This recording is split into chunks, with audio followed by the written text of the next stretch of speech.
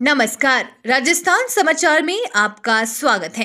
पेश है राजस्थान की खास खबरें। राजस्थान में 15 दिनों तक चलेगी वंदे गंगा जल संरक्षण जन अभियान। विषम भौगोलिक परिस्थितियों के कारणवश राजस्थान के कई क्षेत्रों में जल की कमी की समस्या बनी रहती है।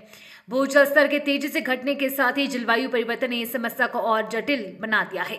इस पानी की कमी को दूर करने के लिए जल संरक्षण अति आवश्यक है, जिसके लिए मुख्यमंत्री भजना शर्मा ने प्रदेश भर में वंदे गंगा जल संरक्षण जन अभियान की महत्वपूर्ण पहल की है। विश्व पर्यावरण दिवस एवं गंगा दशहरा के शुभ संयोग पर शुरू होने जा रहे इस अभियान के अंतर्गत 20 जून तक विभिन्न विभागों द्वारा प्रदेश भर में जल संरक्षण के व्यापक कार्य प्रस्तावित किए गए हैं। राजस्थान में 1 मार्च 2027 से जनगणना की शुरुआत। इस बार जातियों की भी होगी गिनती। देश में जनगणना शुरू करने की तारीख का ऐलान किया है। बताया जा रहा है कि 1 मार्च 2027 से जनगणना का काम शुरू होगा। इसके साथ ही इस बार जाति का जनगणना भी करा जाएगा। इसके बारे में पहले ही केंद्र सरकार ने ऐलान कर दिया है, यानी राजस्थान में भी जनगणना और जातिगत जनगणना की प्रक्रिया 1 मार्च 2027 से शुरू होने वाली है। जनगणना का काम 2 चरणों में किया जाने वाला है। जयपुर एयरपोर्ट का होगा विस्तार। 600 करोड़ के 14 प्रोजेक्ट शुरू। नए काउंटर सहित कई नई सुविधाएं शुरू होंगी। जयपुर इंटरनेशनल एयरपोर्ट में 15,000 वर्ग मीटर का विस्तार किया जा रहा है। करीब 600 करोड़ रुपए की लागत से इस एयरपोर्ट को सालाना 80 लाख यात्री भार के लिए सुविधाओं के हिसाब से तैयार किया जा रहा है। इसकी मौजूदा यात्री भार क्षमता 61 लाख सालाना है। इस एयरपोर्ट के टर्मिनल 2 पर नया इंफ्रास्ट्रक्चर तैयार किया जाएगा। करीब 14 परियोजनाएं इसके लिए यहां शुरू की गई हैं। इन परियोजनाओं को 2027 तक पूरा कर लिया जाएगा। राजस्थान में 20 नवीन राजस्व गांव घोषित करने की अधिसूचना जारी। राजस्थान के शेरगढ़ विधानसभा क्षेत्र में राजस्थान के राजस्व विभाग ने 20 नवीन राजस्व ग्राम घोषित करने की अधिसूचना जारी की है। शेरगढ़ विधानसभा क्षेत्र में दूर दराज मूलभूत सुविधाओं से वंचित ढांडियों को राजस्व ग्राम बनाने के लिए विधायक बाबू सिंह राठौर ने प्रस्ताव तैयार कर नवीन राजस्व ग्राम घोषित करवाने के लिए राज्य सरकार को भेजे थे। विधायक राठौर की अनुशंसा पर मुख्यमंत्री के निर्देश पर राजस्व विभाग ग्रुप 1 ने 20 और नए राजस्व ग्राम घोषित करने की अधिसूचना जारी की है। राजस्व कोऑपरेटिव सोसाइटी की संपत्तियों के हस्तांतरण व बेचने पर लगी रोक। संयुक्त सचिव वित्त की कार्रवाई। आदर्श कोऑपरेटिव सोसाइटी घोटाले को लेकर राज्य सरकार ने बड़ी कार्रवाई की है।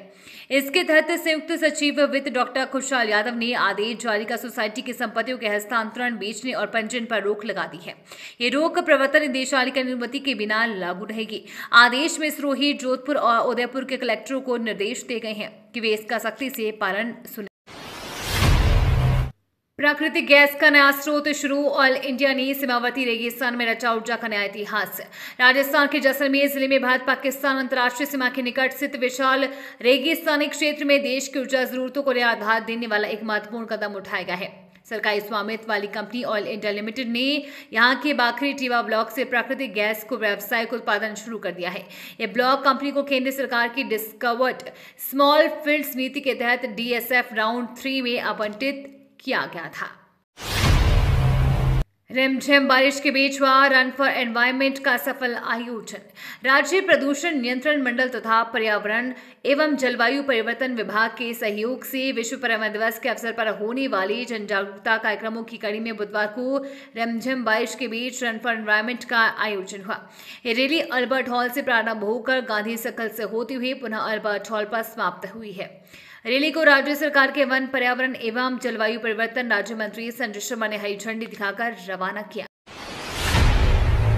पोलो ग्राउंड में तराश रहे राज्य की खेल प्रतिभाएं। 200 खिलाड़ी विभिन्न खेलों का ले रहे हैं प्रशिक्षण। पर्वतीय पर्यटन स्थल आबू की वादियों में राजस्थान राज्य क्रीड़ा परिषद के तत्वाधान में चल रहे 65वें 21 दिवसीय खेलकूद प्रशिक्षण शिविर में 14 से 17 आयु वर्ग में विभिन्न खेलों में बालक बालिकाएं खेल की बारीकियों से रूबरू हो रही हैं। शिविर में राज्य के विभिन्न जिलों से 115 बालक व 85 बालिकाएं खेलकूद प्रशिक्षण प्राप्त कर रही हैं। खेल छात्रावास के अभाव में खिलाड़ियों को परेशानियों का सामना करना पड़ रहा है। पोलो ग्राउंड में चल रहे प्रशिक्षण शिविर में इस बार handball, basketball, volleyball, boxing, athletics, तीरंदाजी आदि प्रमुख खेलों में राज्य के 200 बालक बालिकाएं खिलाड़ी अपना दमखम दिखाते हुए खेल विज्ञान की तकनीकों के गुर सीख रहे हैं। पेपर लीक पर पहली बार राजस्थानी सिनेमा की फिल्मी स्ट्राइक। 6 जून से यहां शुरू होगा परीक्षा रोखेल। राजस्थान में परीक्षाओं में पेपर लीक का एक बड़ा मुद्दा बन गया है। एसआई भर्ती परीक्षा, शिक्षक भर्ती परीक्षा, रीट और शारीरिक शिक्षक भर्ती परीक्षा पीटीआई जैसी बड़ी परीक्षाओं में पेपर लीक के मामलों को लेकर बड़ा बवाल मचा हुआ है। राज्य सरकार भी इसे लेकर लगातार कार्रवाई कर रही है। अपने भविष्य से छेड़छाड़ होता देख छात्र भी सड़कों पर उतरने लगे हैं। इन सब के बाद अब इस मुद्दे पर राजस्थानी सिनेमा ने भी फिल्में स्ट्राइक की है।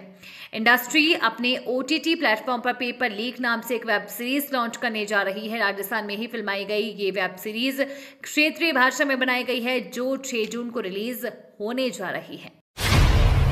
ग्राम पंचायतों के पुनर्गठन का मामला अब खंडपीठ में होगी सुनवाई। राजस्थान हाई कोर्ट ने ग्राम पंचायतों के पुनर्गठन को चुनौती देने वाली याचिकाओं को सुनवाई के लिए खंडपीठ में भेज दिया है। जस्टिस अनूप कुमार ढंड ने यह आदेश करौली जिले के राजस्व गांव सिंघनिया और फरकपुर के निवासियों की ओर से दायर याचिका पर सुनवाई करते हुए दिया। याचिका में अधिवक्ता विजय पाठक ने अदालत को बताया कि दोनों राजस्व गांव वर्तमान में ग्राम पंचायत कंचनपुर में आती है। अब ग्राम पंचायत कंचनपुर से अलग नई ग्राम पंचायत भोजपुर प्रस्तावित की गई है। पाली ने तोड़ा रिकॉर्ड, समर्थन मूल्य पर गेहूं खरीद में पूरे राजस्थान में नंबर 1। पाली सुमेरपुर उपखंड क्षेत्र के तखतगढ़ में प्रथम बार शुरू हुए समर्थन मूल्य खरीद केंद्र पर इस सीजन में निर्धारित लक्ष्य से 7 गुना अधिक गेहूं की खरीद कर न केवल पाली बल्कि राज्य में अव्वल रहा है। इस केंद्र पर भारतीय खाद्य निगम की ओर से खरीद का लक्ष्य प्राप्त 490 मीट्रिक टन था, लेकिन अधिकारियों की मेहनत, किसानों को जागरूक करने आदि के प्रयास रंग लाए और अब तक 683 किसानों की 37,351 क्विंटल गेहूं खाद्यान्न की तुलाई की जा चुकी है, जो किसी भी न्यूनतम समर्थन मूल्य पर पाली जिले में अब तक की सबसे बड़ी सरकारी खरीद है। हालांकि इस केंद्र पर करीब 200 किसानों की गेहूं की तुलाई होनी बाकी है। विशेषज्ञों की टीमें 6 जिलों के लाखों किसानों के द्वार पहुंचकर दे रही है वैज्ञानिक व प्राकृतिक खेती का ज्ञान। प्रधानमंत्री नरेंद्र मोदी के विकसित भारत की परिकल्पना को साकार करने की दिशा में चल रहे विकसित कृषि संकल्प अभियान के तहत वैज्ञानिकों और कृषि विशेषज्ञों की टीमें सीधे किसानों के द्वार पर पहुंच रही है। प्रदेश के 6 जिलों में गांव-गांव जाकर ये टीमें किसानों को वैज्ञानिक खेती, प्राकृतिक पद्धतियों और सरकारी योजनाओं की जानकारी देकर खेती को लाभ का सौदा बना रही है। यह अभियान न केवल किसानों की सोच बदल रहा है, बल्कि खेतों में भविष्य का बीज भी बो रहा है। भगवान महेश के जयकारों से गूंजी परवाणु नगरी, ऊंटों व घोड़ों के साथ निकाली शोभा यात्रा।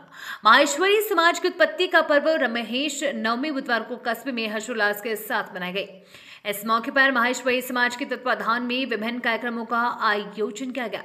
महेश नवमी के मौके पर कस्बे में शोभा यात्रा भी आयोजित की गई। कस्बे के माहेश्वरी कटले में भगवान महादेव का अभिषेक कर पूजा अर्चना की गई। महेश नवमी के मौके पर माहेश्वरी समाज के सभी व्यापारिक प्रतिष्ठान बंद रहे और समाज के सभी पुरुष, महिलाओं व बच्चों ने इस मौके पर आयोजित होने वाले कार्यक्रमों में बढ़ चढ़कर भाग लिया। शाम को न्याती नौरी में प्रसादी का आयोजन।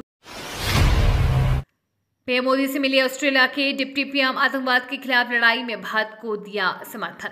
बाद दौरे पर आ रहे ऑस्ट्रेलिया के उप प्रधानमंत्री व रक्षा मंत्री रिचर्ड मार्लेस ने बुधवार को प्रधानमंत्री नरेंद्र मोदी से मुलाकात की। इस दौरान दोनों नेताओं के बीच रणनीतिक साझेदारी और रक्षा सहयोग समेत कई अहम मुद्दों पर चर्चा हुई।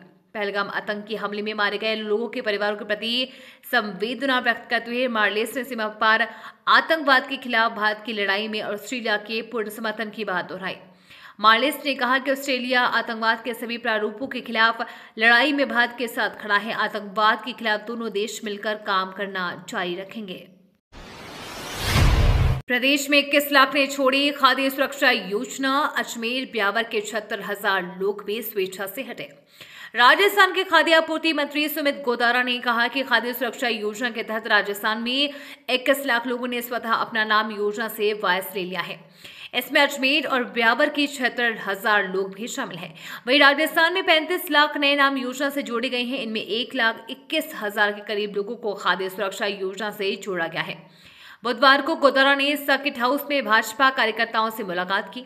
वहीं कलेक्ट्रेट में अजमेर और ब्यावर जिले के अधिकारियों की बैठक ली।